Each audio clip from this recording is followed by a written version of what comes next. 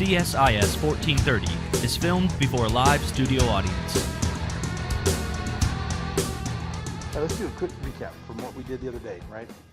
First question I'm going to ask you is, what is Bootstrap again? It's just somebody else's style sheet, right? That's it. ... somebody else's JavaScript file as well. That's all it is, right? And we're going to use the JavaScript stuff today. The other thing is there's this library out there called jQuery. Has nothing to do with Bootstrap. It was created years ago, and it's just JavaScript, but it's a whole bunch of JavaScript functions that are put together in a certain way and some custom functions, and it became this whole library that for a few years kind of took over the world in the programming world, front end. And a lot of people ended up learning jQuery and didn't even know that they were using JavaScript. They didn't even know how to do raw JavaScript. So that's one of the reasons I don't like libraries.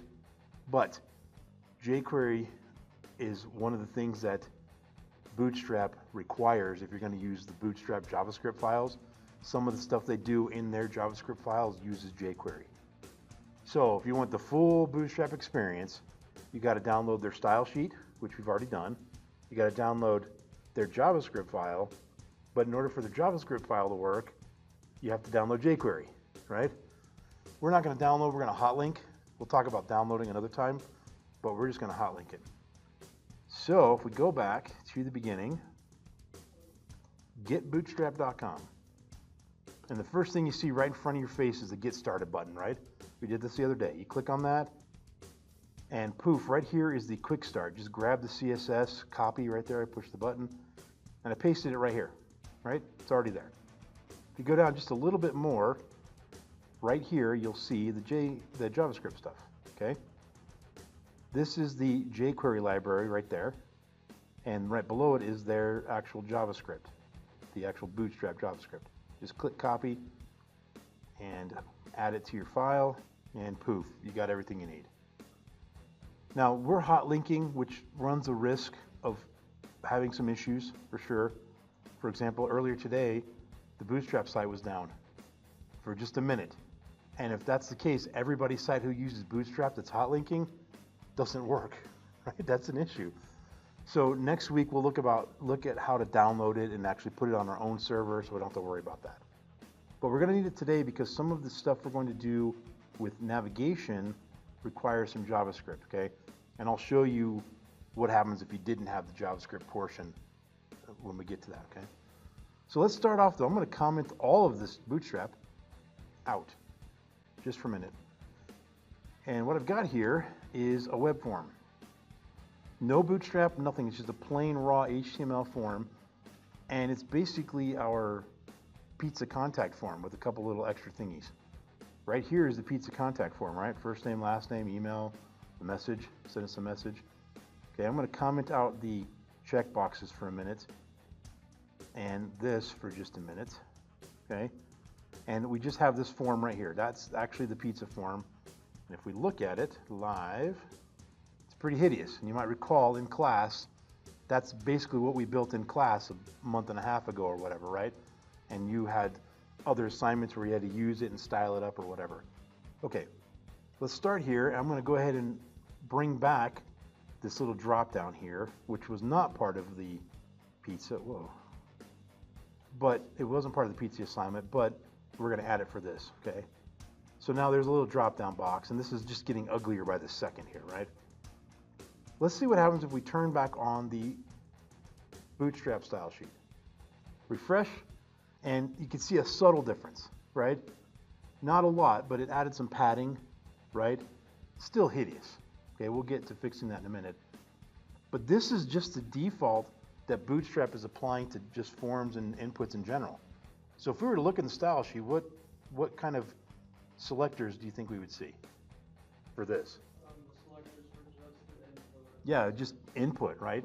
No class, no ID, right?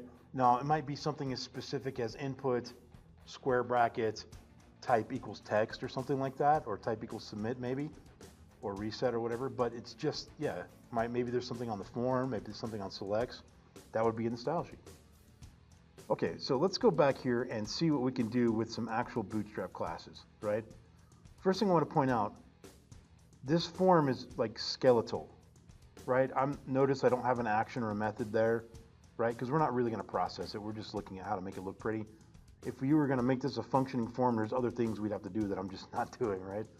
Like this option business, you need to put a value in there and all this stuff, okay? Okay, if we go right here on the input and we apply a class, this is a Bootstrap class, and it's called form control, okay? I'm going to apply it to the three inputs, just those for a moment, and you'll see already a huge difference what's going on there, right? It put them full screen or full 100% of their parent, right? Which is the body at the moment. But we can apply that to everything. I can apply it to this drop-down box, so let's do that. Right here, that's our select. I can just say class equals form control, okay? And one of the things that you'll see as a pattern with Bootstrap, whatever the main component you're dealing with, the class always starts with that, right? Form dash something. When we're going to get to navigation later today, it'll be nav dash something. The other day, it was btn dash whatever, right? And things like that, okay. All right, so we put it on the drop down. We're also going to put it in the text area. So again, class equals form control. And we'll do it on the reset buttons in a minute. But look at the difference already, right? Now this is full screen. That's not a good form experience. Well, put a div around it and control the width of the div, right? Because it takes up 100% of its parent. So let's do that real quick. Just put a div, and what's the div we like to use in Bootstrap? Yeah, container, right? So we'll just wrap this whole thing in a container div. Scooch it over. There we go. And there we go, refresh it. Now it's a little bit better, right? If I want to put on that container div, maybe margin top of level 2 or something like that. And there we go. So it's getting a lot better, right? And if I made that width in my own CSS override, like, 300 or something, it will look nicer. And when we get to the grid a little bit later today, we'll see how this would work in the grid, which is responsive and magical, okay? So let's apply this same thing to the buttons. And again, it's the same exact thing for every single thing. Class equals form control. And now we get this behavior. Again, not the best looking thing as far as it's too wide and we don't want these plain buttons, but they're buttons. So use the button stuff we learned the other day, right? So we'll just go in here and add a button class like btn, and we'll do btn, and we want the color to be info, and we'll do margin top like 2. And there we go, okay? All of you have styled forms before, right? And they're a pain in the butt, right? They're a pain. Well, Bootstrap did a lot of work for you, and you just need one class, form control. Now the buttons, I added some button stuff to it as well, but that's it. I mean, it's super easy. But it gets a little bit more advanced, right? One of the things that's pretty common to do is you put a label with the input, right? And that was an additional content item you had as an option on the old pizza contact assignment, months ago or whatever. So let's do that. I'll put a label here that's, what's your favorite Metallica lineup? All right, so that's one label.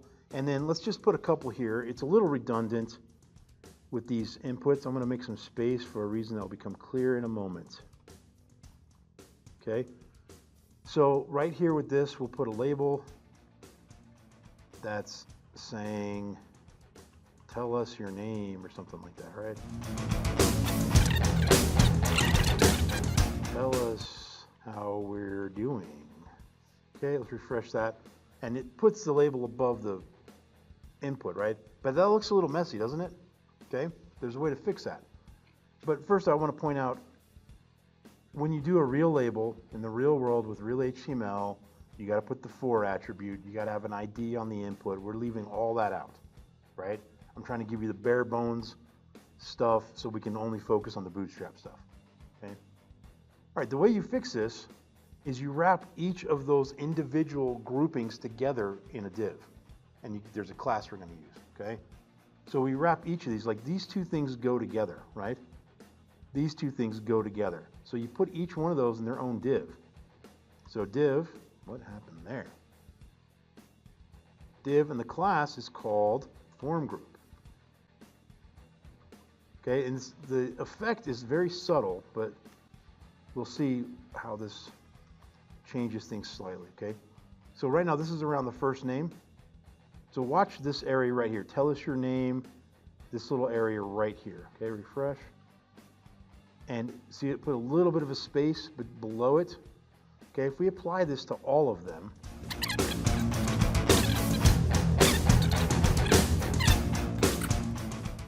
all right, so now that we have it on each of these, I didn't put one up here yet, we'll do that in a second, but it's on each of those fields. We refresh it and we'll see a subtle difference. Just a little bit of spacing, right? Now it's still kind of ugly right here because we don't have one there. So let's put one right there. Okay, so now we've got this form group wrapping this grouping of things, a drop-down list with its label, an input with its label, input with its label, and buttons with their no label, but the buttons are grouped together, right?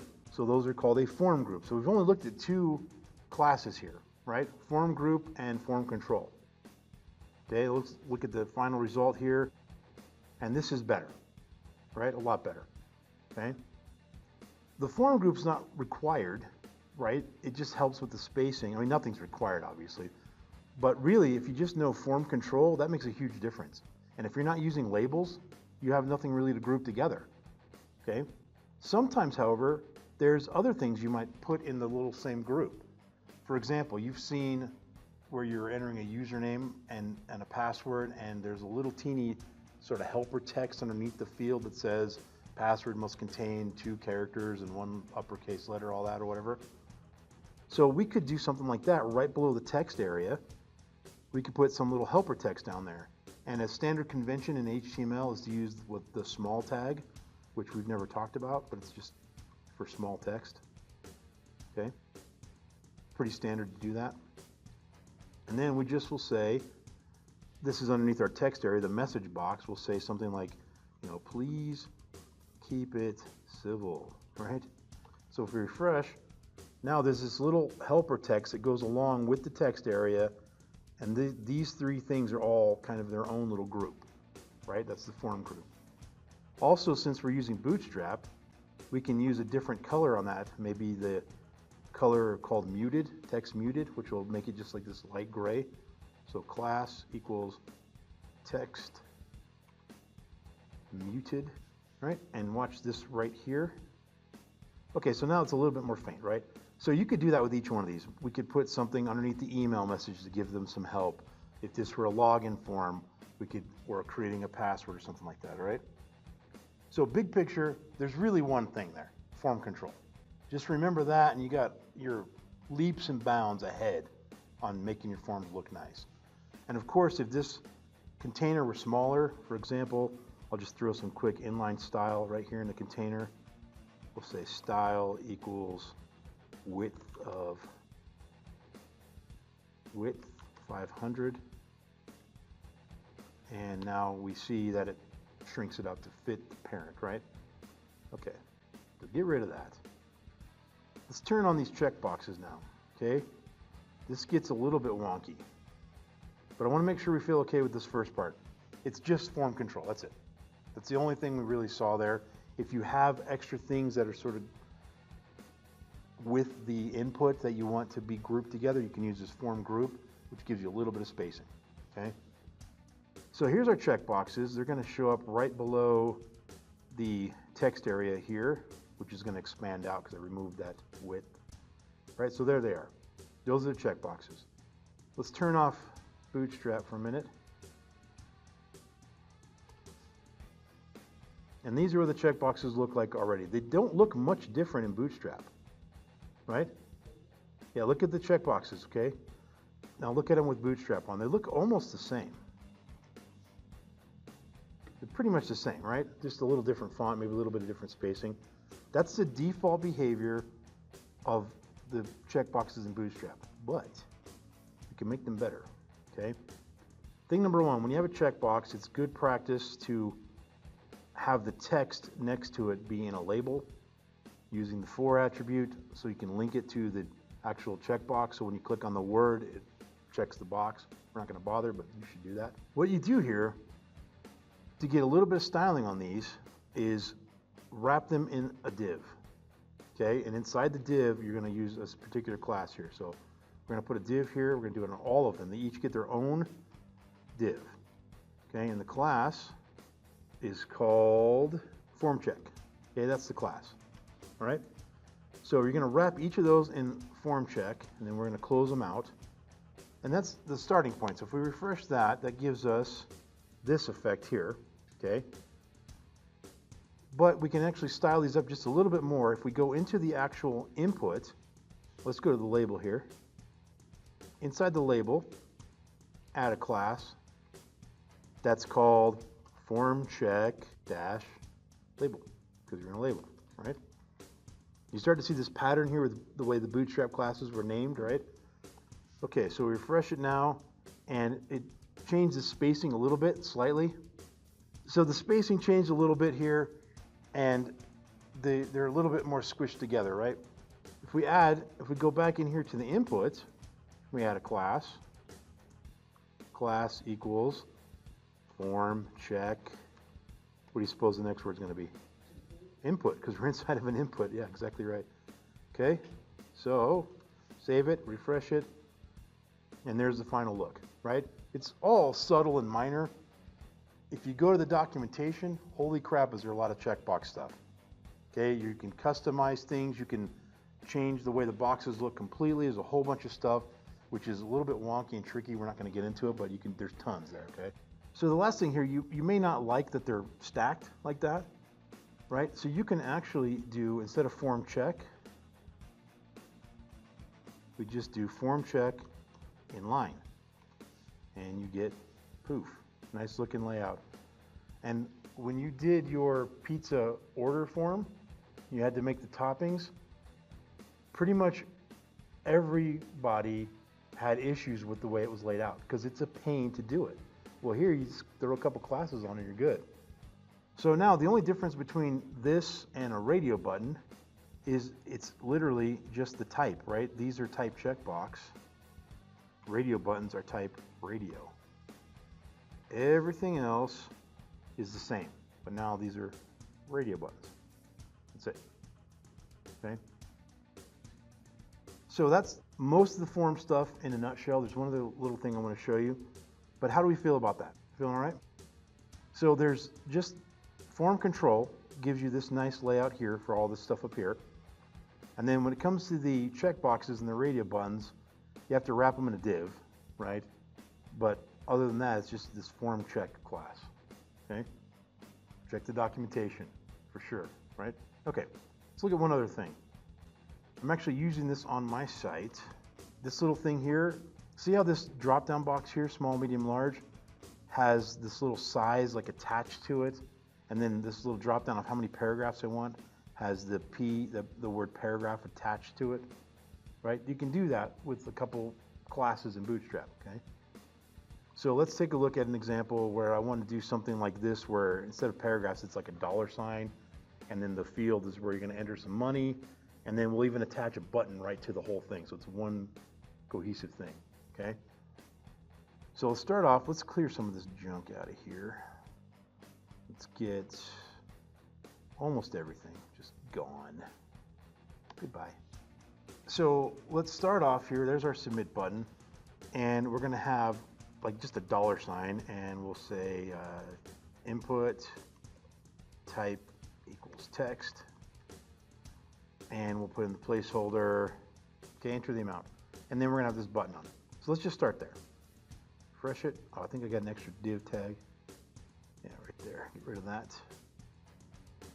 Okay, refresh it right here.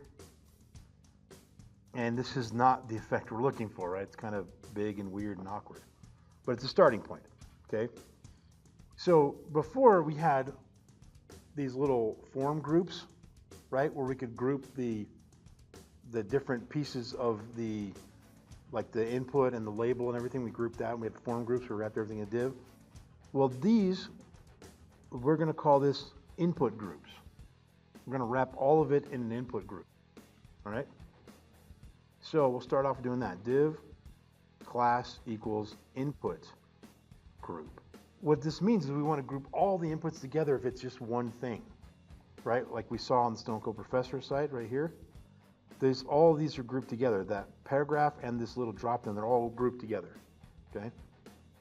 So tab that over, and close that div. And now this is an input group. And if we refresh, we're getting closer, okay, to what we want. Next thing, I'm going to get rid of this margin there. That's messing things up a little bit. Okay, refresh it again. So this is kind of what we're looking for, right? See how the button's sort of attached to the form there? We're not quite there yet, but that's the basic idea. We want to turn this $sign into something like that as well, okay? So this is where it gets weird. We want to append that submit button to the end, okay? Does that make sense? So we can wrap it in a class that's called, or in a div with a class that's called input group append. So we're like sticking it on there, okay? And we close the div. And remember this format here, we're talking about an input group, so everything's going to be input group dash something, right? So refresh, and now it's stuck on there, and it's a little bit smaller, and it's perfectly stuck to it. It's like one cohesive unit. This thing, we want to do the same thing, but we don't want to append, we want to prepend, right?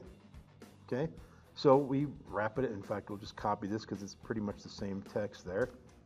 Just copy that right there, close that div, and instead of append, it's prepend,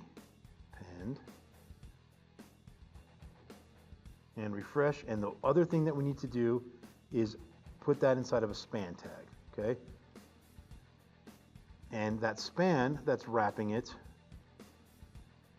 it has a class as well, right? Some of this can get a little sticky. Class equals input group text. I believe that is the class. Okay, let's try it. Refresh. And there you go. It's all this one little cohesive unit that is a nice little input group, right? A common use case for this, put a little key right there, right? And it's a password or something like that. Have another one right above it with a little user icon. So it's username, password, right? That's a use case for this. You saw what I did with it here. I didn't have the button attached to it. I could if I wanted to, but I just chose to keep it separate because this is one thing and this is a second thing here, right? Okay, does that make sense? So this, you can see this can get complicated, right? And my intent here isn't like, hey, memorize all these techniques and memorize all these classes. What I'm really trying to show you is to give you a sense of how the structure of Bootstrap is laid out. It's just a style sheet, but it's a style sheet that these guys put years of thought into, right? To make it to where it's somewhat intuitive on some levels, right? It's BTN for button stuff, and it's input dash whatever for input stuff, right? And so they tried to make these class names that seem to be intuitive. And so my goal here is to show you how to use the documentation and then break down some of this. Because if you go to the documentation, let's just take this form stuff for a second here. Go to the docs, we'll go to components, and we go to forms. And look at this, there's a lot here. Okay, there's a ton of stuff here. Keep going, right? All this stuff. You can just grab this, copy and paste it right into your code, and it'll work perfectly, right? And you can go in and tweak it as you need to, but I don't want you to do that. I want you to understand what's going on at least a little bit. And then I want you to be able to understand how to read the documentation and how to look at the examples. Like if you go up here to examples, they actually have examples of all this stuff. So here's where you can do like an album, right? In fact, you see this right here. This is basically what I'm using on Stone Cold Professor. Okay, I don't have the carousel, but this, you can see the carousel if you want. And we're actually going to look at that next week. But this shows you what the carousel looks like. Okay, and I did this on my Stone Cold Professor, sort of like that. So you can look at examples. I just want you to get used to this site, how to play around with it, how to read the documentation, and get a rough feel of what's going on behind the scenes, right? Yeah, it's crazy stuff. Okay, one other thing I want to show you with the forms. We just did this input group, but sometimes you don't want to do an input group, but you still want sort of an inline form, right? So let's just clean this up here, and we'll just probably better off just starting over. So input type equals text, and this will be username, let's say, and password. So we'll say type is password, and then we'll have a submit or a login or something. So that's a submit button, and the value is login. Okay, I'm not going to bother putting a placeholder or anything like that, but right now this is going to be hideous because there's no style. That's not bad, I guess. Okay, but let's put our form control back on it. We want that, right? Class equals form control. Now you get this mess again. But if I wanted that to be all in line nicely, okay, we saw what it looked like a second ago when it was in line. So I want you to sort of remember this, if you can capture this in your head. Look at the spacing, kind of get a feel for what it looks like. Okay, now we're going to put that form control back on. Okay, one last time, look at the spacing. It's going away, but try to lock that in your brain. Okay, now we're back to the form control. We got the nice rounded corners. We got these little highlighting effects, right? But I want it to be in line. Okay, class equals form inline. Put that on the form itself, and poof, you get this, right? Looks a lot better than it did a minute ago, and you get the best of both worlds. You get the form control styles, and you get some nice inline stuff. And again, this would have a placeholder that says user and password or something like that. If you want to put a little, see that how those are squished together there? Well, just on this one right here, give it a class of margin left like 2 or something. And there you go. Right? That's it for forms. Oh, that's not it for forms. One more thing. Let's get rid of this. Let's go back to full size here and get rid of that margin. And let's make one more field here. So there's 3 fields here, right? You can, if you want, you can make a different size. Small, medium, large. Okay? The way that works, form control, small, or medium, or large, right? So if I refresh, you can see the slight difference between the 3 fields, right? Small, medium, large. Okay. Now notice I have to have form control and form control dash small. Okay, the form control, just that class, that's what makes it full width and everything. Okay, you don't have to make it full width. You could remove that. And now you get this weirdness, right? With all these different sizes and shapes and everything, right? So that form control is what gives it the full width appearance. And then the second class, form control dash small, medium, or large, that's what gives it its size. Okay? Feel all right about that? Now we're done with forms. But this next part, this is one of the trickier things with Bootstrap. I want to make sure that you understand this, okay? These little small, medium, and large, there's 2 different versions of that. Okay? I want to make sure that's clear because we're going to see the other version in just a second here. So version 1, small, medium, large. Those are used in scenarios where we want something to physically be small, medium, or large. We just did that with the forms. There's no such thing as a class called small or medium or large. It's always something dash small or something dash medium or whatever, right? Okay. There's also extra small, small, medium, large, and extra large. Notice the similarities of those 3 and those 3. They are identical, but they have completely different meaning. These 5, thing number 1, those are talking about screen sizes. Do this for extra small screens. Do this for medium screens. Do this for small screens. Has nothing to do with the size of the components. Okay? It's nothing to do with I want a large sized input field. It has to do with do some specific styling for large screens. Follow? Okay, that's thing number one about these. Thing number two, there is no such thing as XS. That's the default behavior. You'll never type XS, that's not a thing. But when you type anything, Bootstrap goes, oh, do that for extra small screens and above.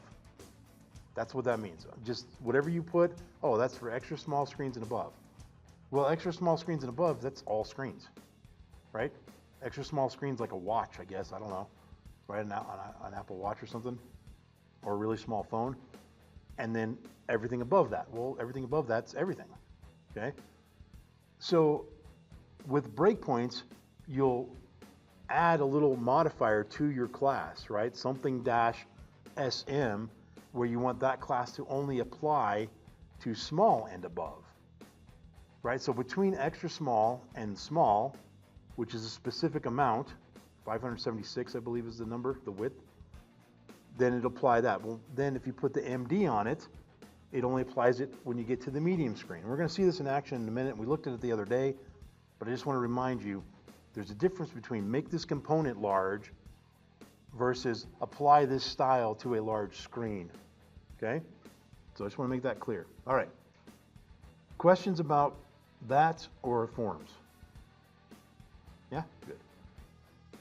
Okay, so there are two things in the world of Bootstrap that are the reason people use Bootstrap.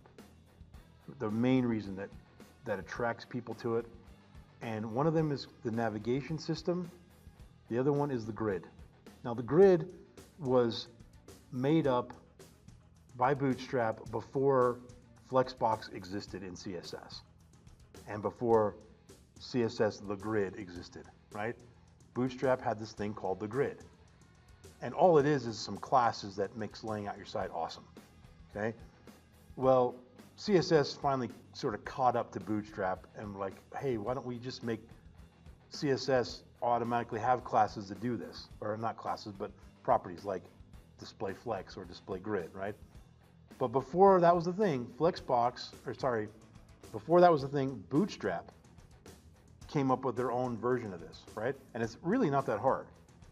So thing number one with the grid, it must be in a container, right? That's rule number one. We've been using this container class, not required, but now when you're using grid, it's required, okay? And what's a grid? It's just rows and columns, right? And that's all you have to do. We just need a class called row. And inside the row, let's close it out. Inside the row, we have a class called column. That's it. And we'll just put, content number 1 or something like that. Close it out. Let's make like 4 columns, okay? So content 2, 3, 4. That's it. This is the grid, but it's laying your content out, but also there's some things you can do to modify a couple classes here and there to make it very responsive and really cool, right? So let's just look at the basics though. Refresh. And here it is. I mean, it's the grid, right? It looks like nothing, okay? Let's put a little bit of style around this. Let's put a border on the container for a minute so we can see it, and we'll make the color something we can see, primary. Okay, that is the container. Did I put that on the container? Yeah, so that's the container, okay? And the container is taking up, whatever percentage of the screen. Let's put a border on here.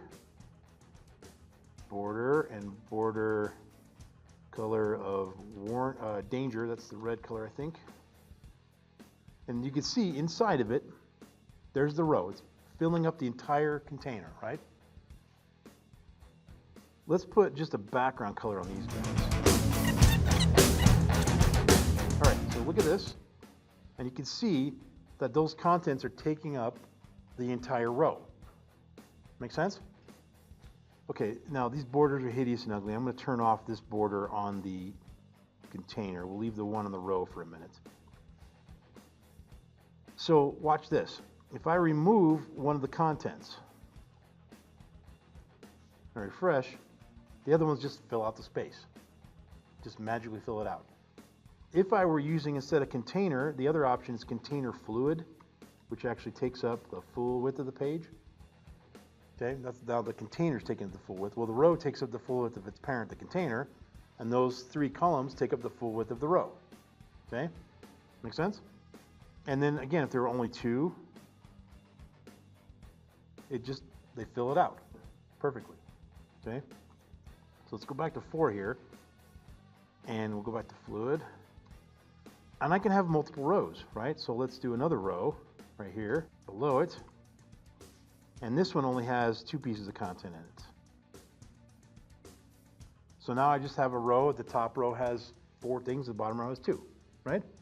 You can make as many rows as you want. Okay, let's start there. We'll just do 1 row though. Here's the big message I want to make sure you understand about the grid. The grid actually is secretly, imaginarily in your brains and behind the scenes made up of 12 magical units. Okay, what I mean by that is this. We have 4 columns right now, right? Of the 12 units, column 1 is taking up 3 of them, column 2 is taking up 3 of them, and so forth, right? They're divided evenly. So now, when I get rid of one of them, now they're each taking up 4 of the 12 units. Okay? Well, you can control how many they take up. Okay, so for example, let's go back to this.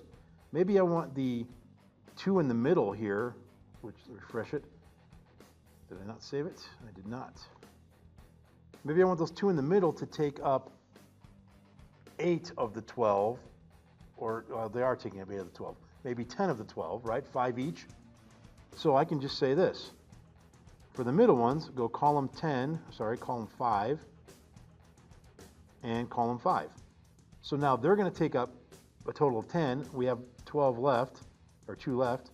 So 1 there, 1 there. So if I just do column, it just evenly distributes it. If I give column dash a number, it uses that number.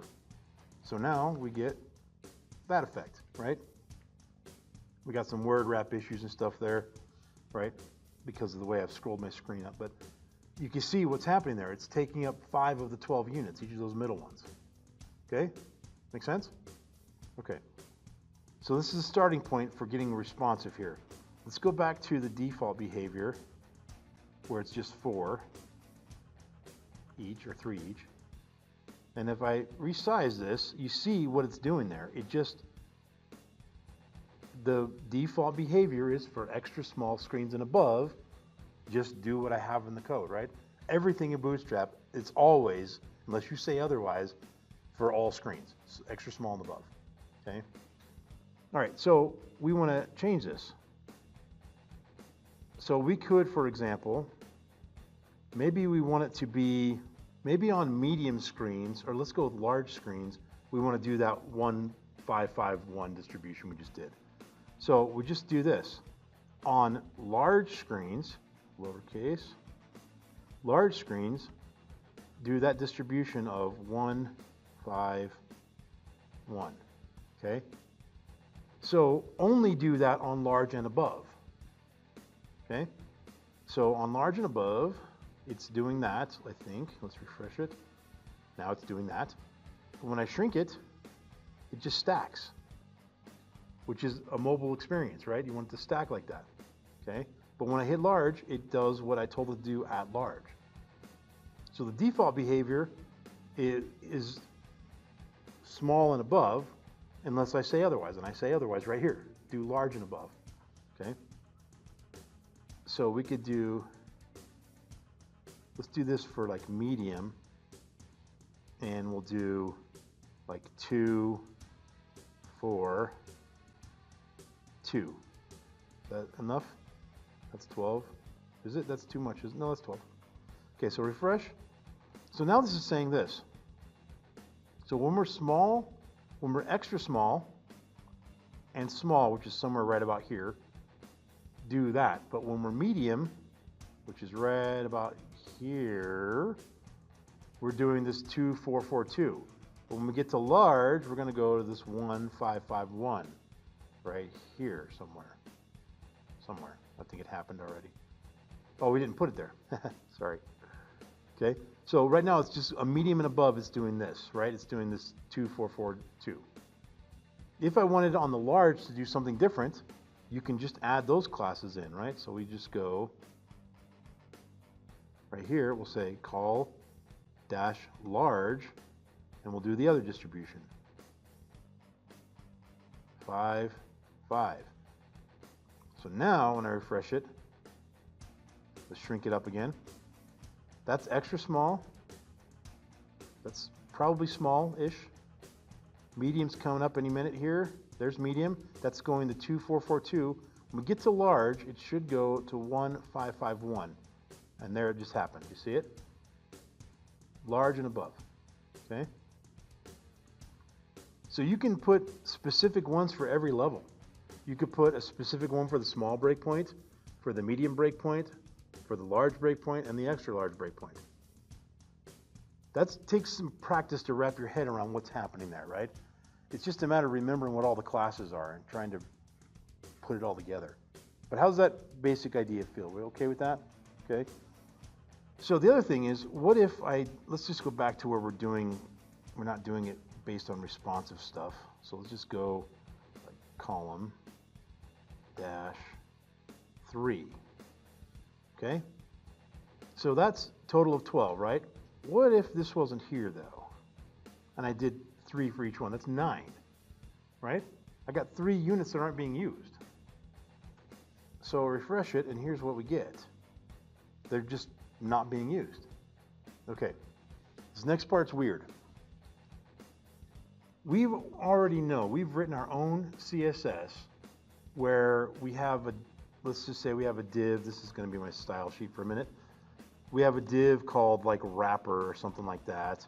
And we've done this before where we say display flex, and then we'll say, justify content center, right? We've done this, and then align items center or something like that, okay? Well, what Bootstrap did is they made a class that does that, that does pieces of that. And they gave it names that look very similar to what's going on here. They made a class that's called justify content center. They made a class called that. And it does that, right? So if we apply that right here to our row, we say justify content center. We're essentially saying, hey, apply display flex and evenly distribute your children. Center it, right? Or not evenly distribute, but center them, okay? So we'll refresh, and you'll see centered, right? What are the other options for justify content that you know in Flexbox? Space around, and they made a class for that. They just called it around, right? Justify content around, and we get that effect, right? What's the other one? Space between, and it's called between, and you get that. And then there's flex start and flex end. Remember those? Default is flex start, or in this case, it's just start, right? That's the default behavior where it's scooted over to the left, okay? Then there's flex end, or it's just end, right? So you can apply this to a lot of other places besides the grid here. Lots of different places. Anything where you have things lined up, like maybe your navigation, you can apply it to your navigation, to center your navigation or something like that, okay? And then, of course, if the row had a height on it, so let's just quickly put some inline style here, 200 pixels, okay? Has a height now. The default behavior is stretch, align items stretch. Well, let's go back to centering. We'll go back to around first for the horizontal, or actually I want between, sorry. Between. So between, and then the align, the vertical is stretch. That's the default, right? But we can also do align items, and we can say center. That's just a class called align item center, which does what the Flexbox stuff does, right? And we get that, which is exactly what we would get if we said display flex, align item center, okay? So we could do the same thing over here. We can do to the end, goes to the bottom, right? We could do start, which is default, or not the default, but it'll go to the top. right? And you could use stretch, which is the default, like so, okay? So these are just crazy class names. And I don't know if Flexbox, CSS Flexbox was first, and they made their names to match that, or if Bootstrap had this and Flexbox CSS copied it. I don't know which one happened which way, but they're very similar, as you can see, right? Okay, there's another thing we can do. Let's get rid of all this Flexbox stuff here, and we'll just leave this back to where we were. Okay, so here we are back to no more Flexbox, right? And we have these 3 units here that are not being used, okay? Well, I can actually apply to each of the columns this class called offset dash pick a number, right? 2. And so it's going to offset by 2 of those 12 units that first one right there. So if I applied that here instead, down here, it would offset the second one, right? So it makes the first one, then it takes 2 units and just makes them blank, and then puts the next column in there, right? And so that's using up 2 of the 3 remaining, so I could put another offset on the last one here, just of 1. And if you do the math, the offsets plus the column width should be 12, right? And that is 12 at this point. And so that's just offsetted over that way. So you can do that when you resize things, right? You can maybe say something like only do the offset for medium and larger. Only do that for medium and larger, right?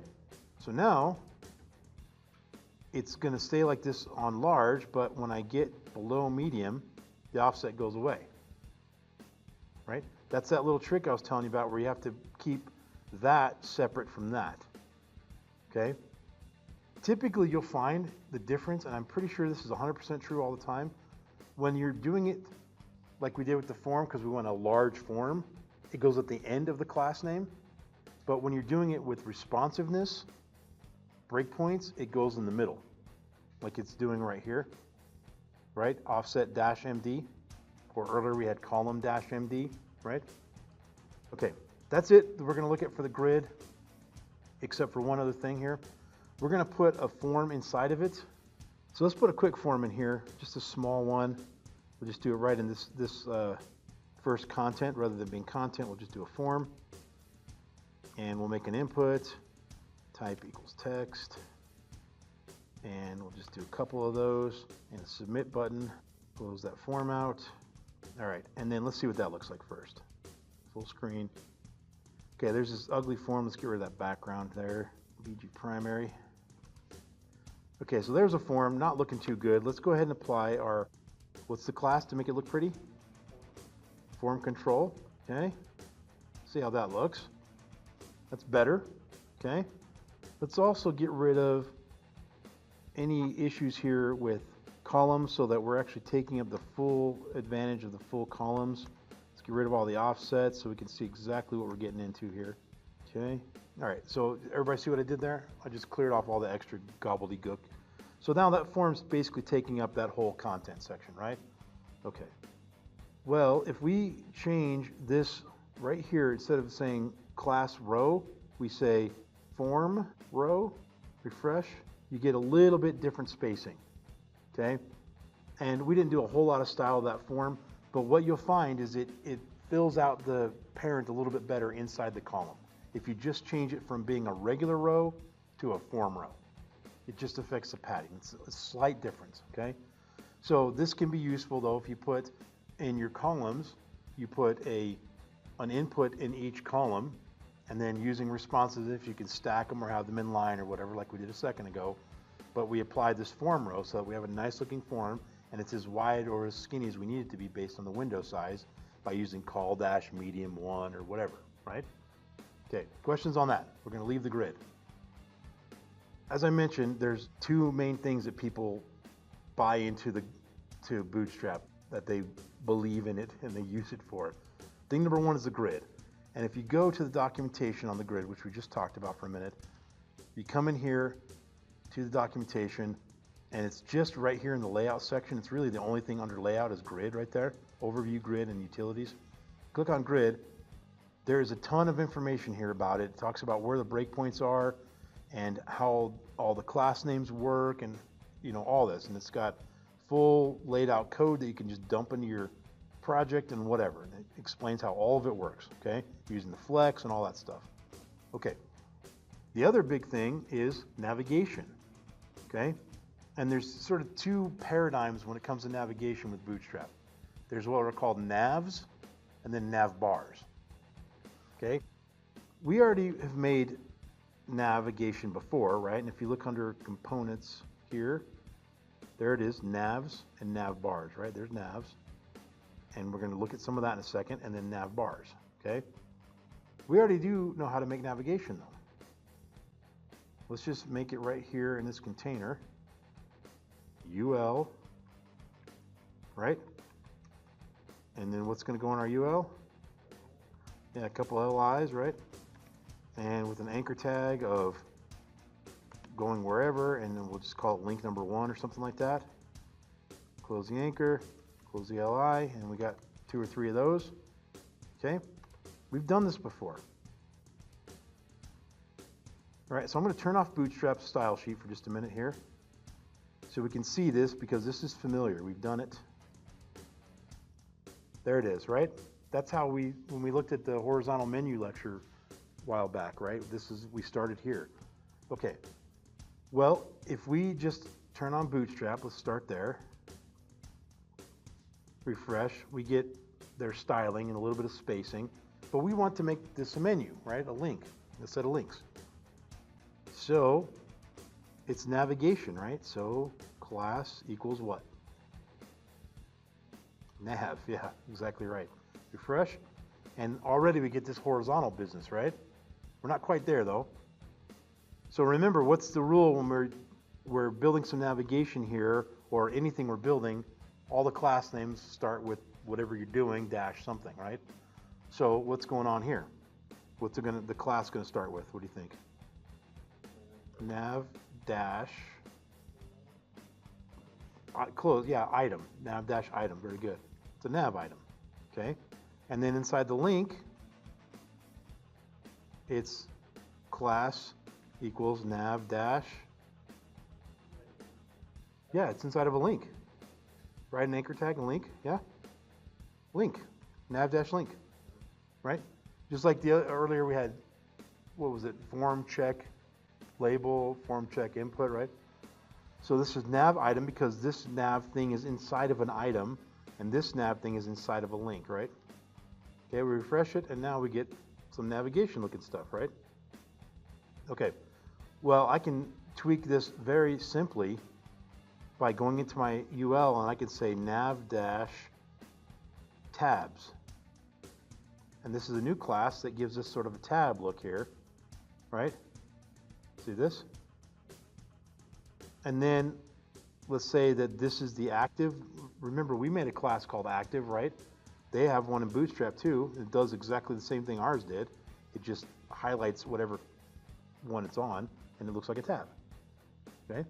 We actually made that manually in the horizontal menu lecture, if you'll remember, okay? Okay, so we can also do, instead of tabs, we can do what are called pills. And you get this, which is a pretty common technique, right? So tabs and pills, easy enough. That's just a simple nav, okay? Now, there's a couple different things we can do with this, right? We have this active business, we have this pills, we got this tabs and everything, right? You can also say nav fill, which will fill up its parent, make the width of them the full width so that that link is exactly, that's this big, right? Like right here, okay? And this is this big and it fills up the whole parent, okay? You can do that. Justified, nav dash justified is very similar. It's slightly different spacing. In fact, it doesn't even look different when you refresh it. Okay, but it's basically the same idea. Okay. Well, this is the way that we've been doing menus forever. But then HTML5 comes along and they have semantic tags like a nav tag, right? So you can actually use the nav tag instead of a UL. So if I did that, that's a nav. That's a nav. And there's no such thing as LIs inside of a nav, right? So get rid of those. And now you're just left with the anchor tags. We'll get rid of this, of course, the end here. And now you're just left with the anchor tags inside of a nav, and everything looks the same. It functions the same. I just refreshed the page, nothing changed, okay? So you can do either way. I prefer the ULs just because that's where my brain's at. So I'm gonna undo back to that, okay? But you can do it either way. If you use the right class names, everything looks good. So that's the basic nav, okay? It's pretty simple. But what we want is a nav bar, okay? And I'm actually using one on Stone Cold Professor. This is a nav bar, Bootstrap nav bar, okay? So let's see how to build something like that, right? So first of all, I'm gonna copy and paste that. We're gonna use it in a minute, right? But let's just build the bar itself. First thing, I don't wanna put it inside of a container because I want it to be the full width of my page because it's my navigation, right? The container restricts the width of the page a little bit, right? So I don't want that. So we're gonna just start from scratch here. We'll make a nav tag. And this nav, let's get some space to work here. This nav right here is actually a nav bar, okay? And inside of it, just put your navigation. Now we get already, let's turn off that pill business and the justified. Let's get rid of those.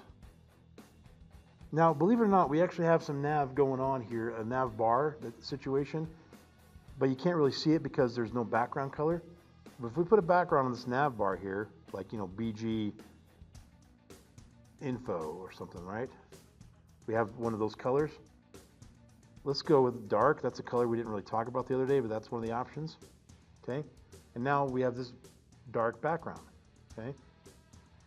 Well, a pretty common thing you'll see, which you actually can see it here, I have this is called my brand. That's what they call it in Bootstrap. And that links to the home page. So you can put that in your nav bar here, just at the very top right above the actual links. Put an anchor. href is going to go nowhere for now. Class is, what's the first part going to be? Nav bar, right? Because it's a nav bar. Dash brand.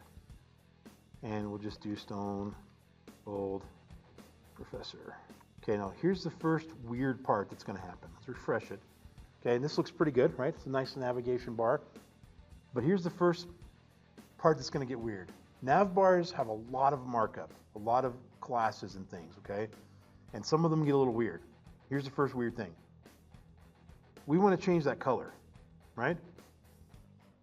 So remember when we made a button color, we do btn dash primary info, whatever. When we did text color, we did text dash whatever. Well, this is going to be no different, navbar dash whatever, right? What color would make sense to put on top of this dark navbar? Like light is a color, or white or something like that. However, the navbar colors don't work the same way.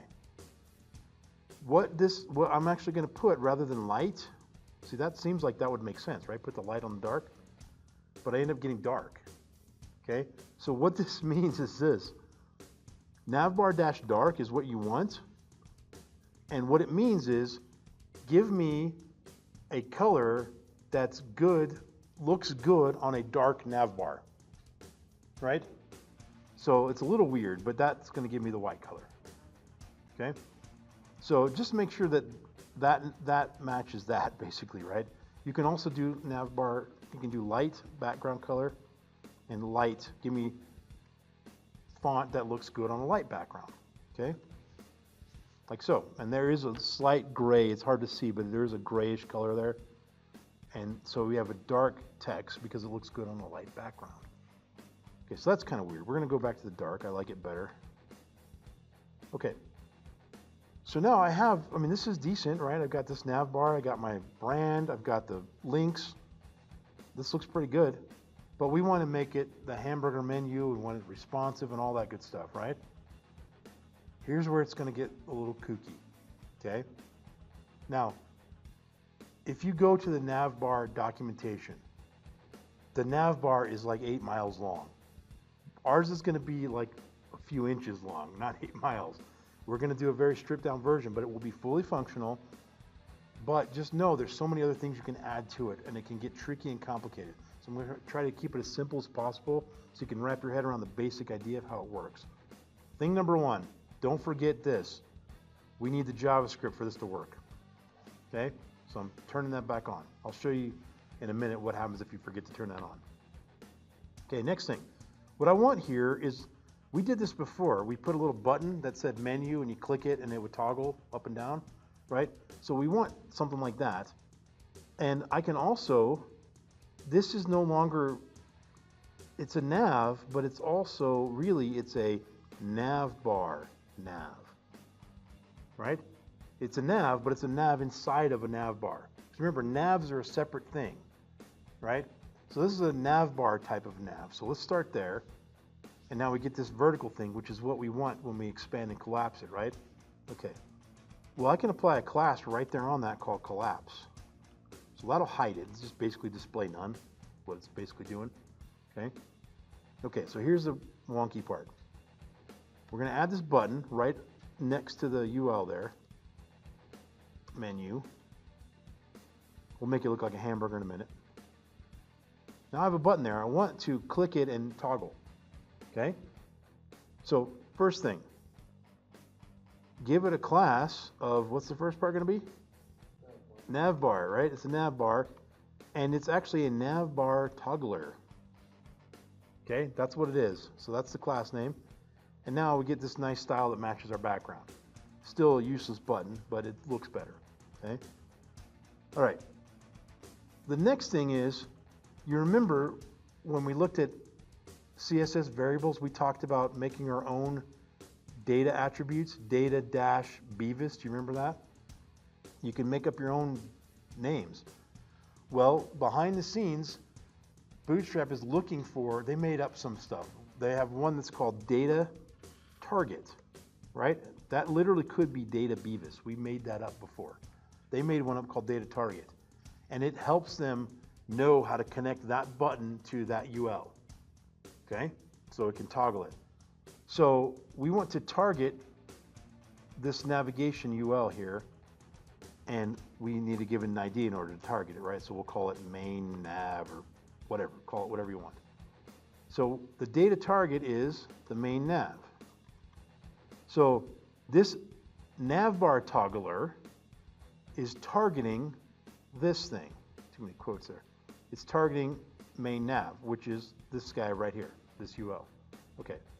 There's another data thing called data toggle. The reason this exists is because in Bootstrap, there are things you can toggle besides collapsing a menu. Anything that's binary can be toggled, right? Maybe I can toggle dark light on something later. Maybe I can toggle hide show, which is kind of what we're doing right now. There's lots of things you can toggle. Well, what we want to toggle in this particular case is collapse. Okay, that's a keyword that Bootstrap looks for in their JavaScript code or in their CSS. Okay, so I think we've got pretty much everything we need for this to function at this point. So I click here, and now now this is wonky. That's scooted over. We'll fix that. But that is the behavior we're basically looking for, right? We'll fix this where it's jumping around like that in a second. Okay, but in order to make it basically work pretty much what we're looking for, we just collapse it right here, and then we tell this button, hey, look for that thing that we collapsed and toggle on collapse. Okay. The other thing we need to do here is a class right in here, which is Navbar collapse. It's a special kind of collapse. Okay. Now remember, these keywords here, they're just classes. They're just classes, right? But they're designed in such a way to help us think about this in an intuitive way. But now that I have this, refresh, now when I click it, we get this effect, right? Which is great, and it applies for extra small screens and up. Okay? So that's what we have on an extra small screen. Right? Let's go to full size there, right? Extra small screen. That's what it looks like, which is basically what we want, right? And then it's going to be extra small screens and up. Okay. So we need to make it to where it's expanded at a certain level but not at other levels. Okay? All we do on our nav itself right here, we say Navbar expand. Now that's going to expand it, right? Which size screens? Extra small and up, right? So now it's going to be expanded everywhere, right? Refresh, it's expanded. We'll move those over to the right in a second. It's expanded no matter what, okay? So if I wanted to expand it only at medium, oh, here's an exception to what I said a minute ago where the breakpoint goes in the middle. Clearly I was wrong about that, okay? So Navbar expand medium. So now, when it's small, it's like this, but when I hit medium, poof, it expands, okay? So we can fix those links there using our little flexbox trick we talked about a minute ago, right? So if I just want to go into the UL here, and I'll do justify content around, that gives me a distribution evenly. Or if I want to just push them to the end, it'll stay at the end there, right? So full screen, that's extra large. This is probably large or medium. And when we get to below medium, it collapses to that. And it works just fine like this, okay? It's a little bit of weird delay there. See that? Not sure why it's doing that. It's strange. I have a theory of why. I'll tell you in a minute. Okay, but how do we feel about that? Good? Okay, a couple little quick things here and then we'll be done. Thing number one, let's turn that into a hamburger, right? If you'll recall, we made our own hamburger out of CSS, right? That's basically what they've done. If you just put a span in there and you give it a class called Navbar, of course, toggler icon, and that makes a magical hamburger. Okay, they just wrote the CSS to do it. We did that too, right? We did it with divs and spans, and they just do it the same way we basically did, probably. Okay, so here we go. So the only thing that I can think of that's causing this delay here, typically you don't do what I did here. You don't put these two things directly in the UL. You actually make a div around it, and that's the thing that you toggle. Okay, so I'm going to switch it to that, and you'll see what I'm saying here. So we just wrap this in a div. Okay, there's the navigation there. So we're going to make that the ID of main nav, which means now this button is targeting this whole div, right? And then we're going to put this navbar collapse business in there in the classes. So class equals that. I think that will fix that little weird delay we're getting, okay? But other than that, it's pretty much the same. The only other thing is going to shift the links over to the left when it toggles here. Like so, see that?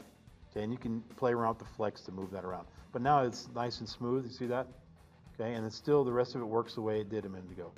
Okay, we'll go ahead and put that justify content up there where it can work. And that should give us what we're looking for, okay? All right, so the last thing I want to show you here is, if you go to the page live, and let's get it to where it's toggling here. Works fabulously, right? However, if you forgot to turn on your JavaScript, you forgot to download it, or you forgot to hot link to it or whatever, refresh it and you click, just nothing happens, right? So they're using a little bit of JavaScript to dip in there and look at that data dash stuff, right? They're probably doing some sort of query selector in JavaScript to look at that, which you haven't even learned about query selectors, right? They're probably doing that. Plus, what can be really frustrating is if you forgot to put the JavaScript in and you copied their code right off their site to test it, and you get here and everything looks right, but it doesn't work, right? It's probably the JavaScript. So don't forget that, okay? So that's a lot of stuff to take in, right? My hope was I could sort of baby step you through the way the navigation kind of works, so you can, when you see it again, you won't be completely lost, okay? So any questions about anything we've looked at today?